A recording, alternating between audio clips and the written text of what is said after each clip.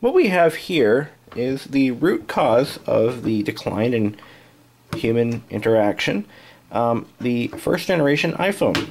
And yeah, I do kind of credit the iPhone for bringing on the popularity of smartphones to the masses. And I hate smartphones because they cause people to kind of become oblivious to their surroundings. And that's bad. But I'm no expert, apparently, so... Anyway, the problem with this particular iPhone, other than the fact that it's an iPhone, is that it simply doesn't power on. The person who gave this to me... It has the original box. The person who gave this to me did a battery replacement, and he replaced the home button cable. And he could never get the battery to charge, and he never could figure out why. I have my hunches as to why he couldn't get it to charge, so we're just going to confirm that. And I have this open here on my laptop. How to disassemble an iPhone, Generation 1 iPhone. iPhonebatteryrepair.com. Because I've never taken one of these apart before, and there's a lot of gotchas in these Apple products. I've disassembled an iPad 2 completely. That was a lot of fun, actually.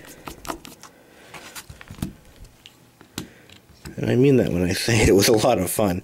Don't think I'd ever want to work on another one, but I miss the old days, to be honest with you. I'm just a retro technologist. So you have to remove those 3 screws, so they say. I'll do that. I don't think I'm going to get this working, but... And remove aluminum case. Let's see.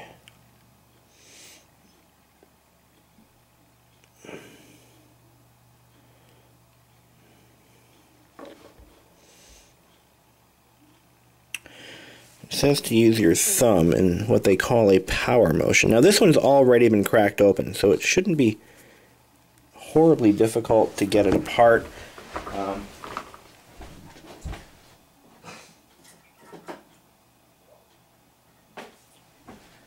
I'm going to remove the SIM card door.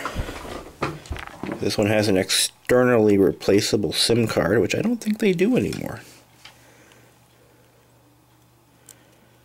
Oh, wait. There we go. That little SIM card tray. If I do get this working, the fun part is I could actually use this as a phone if I activate it through T-Mobile. So I may do that. So, alright.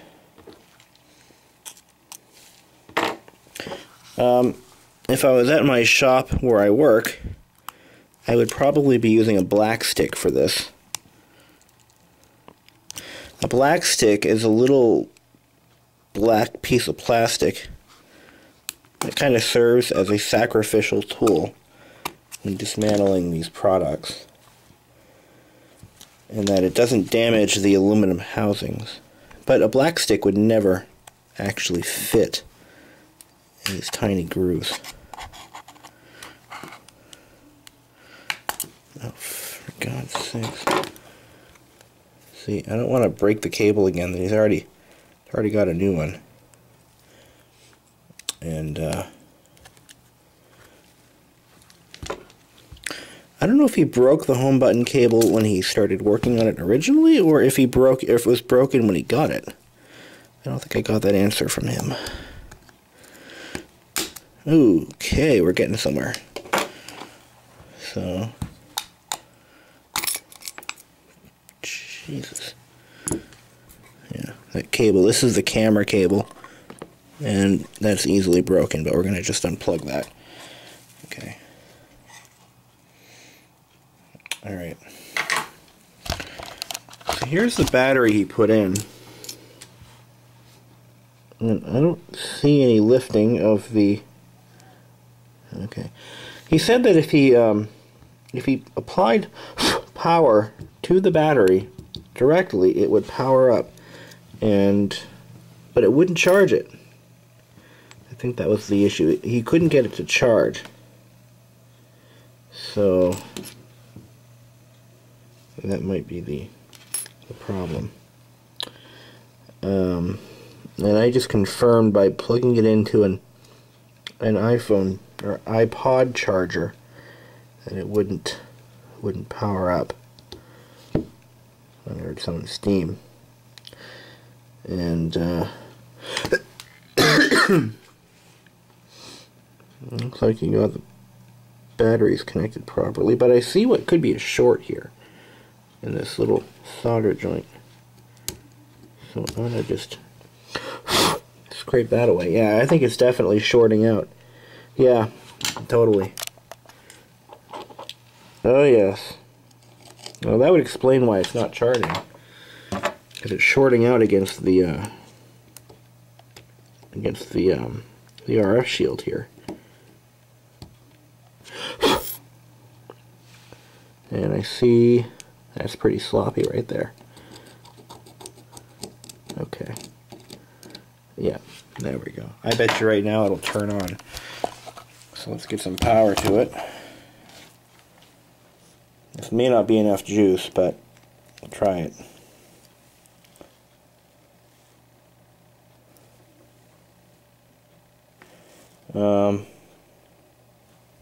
Problem. The power button is on that side. I may have to plug this in directly to a proper charging device. But I think I figured out why it wasn't charging, because it was obviously shorting itself out. I mean, really. So, let's plug this back in here. Put that cover back on loosely. And we'll try to get it to power on. Maybe it needs some coaxing. Yeah. It's not doing anything. I'm wondering if it's been shorted out for so long that it may have caused damage. That'd be a shame. A waste of a perfectly good iPod. iPhone, iPod, same friggin' thing. Yeah. So as it turns out, I think I'm just going to let it sit on the charger for a little while and see what happens. Maybe it'll come to life, maybe it won't. Looks to me like these little bits here are busted off, probably due to repeated disassembling and reassembling. Not critical, but not good either.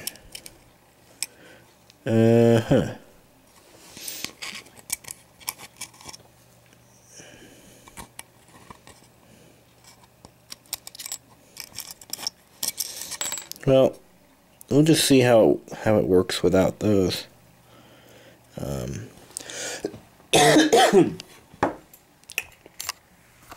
Yeah, these are busted pretty badly. Wonder how that happened. Oh, maybe I did that when I took it apart. I didn't take those screws out of the side, and yeah, I did that. Whoops. I'm just as guilty as he is. Yeah, I think I was supposed to take those screws out, but no, maybe not. Maybe not. Well, let's see. Give it another once over. He says he got them in the right order, so I'm inclined to believe him on that one. But I don't see any signs of life. Battery's not really warming up or anything. Maybe it'll take a while for it to come to life. Maybe it never will. Maybe. Maybe. Brand new battery though. Brand new battery, brand new home button cable. And check this out. The little litmus paper in the headphone jack has turned red, indicating possible water exposure. Yeah, that is it. So it's been exposed to some moisture. I'm wondering if maybe this thing had drowned. But he said he had it running, so. The story is he bought this on eBay for a pittance, and his intention was to fix it. But that didn't happen. Then he set it aside, gave it to his son, who didn't do anything with it, and said, "Hey, you want this?" I'm like, "Sure, why not? I love useless junk." So I took it, naturally. This one has not been exposed to moisture, but watch what happens when I do this. This is why you can't return an Apple product that has been douched in water. That's not working. I'm using my mouth. Yeah. It's not working. It should be turning red, but it's not. Alright.